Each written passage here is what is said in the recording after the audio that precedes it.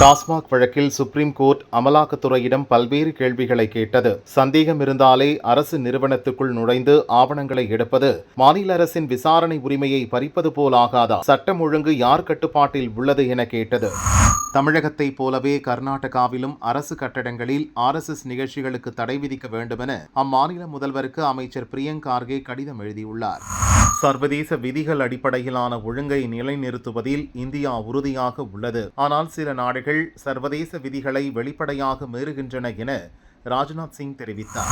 Junior உலகக்கோப்பை hockey போட்டிகள் சென்னை, மதுரையில் நடத்துவதில் துணை முதல்வர் உதயநிதியுடைய பங்களிப்பு சிறப்பாக உள்ளது என ஹாக்கி இந்தியா பொதுச் செயலாளர் போலோநாத் சிங் தெரிவித்தார்.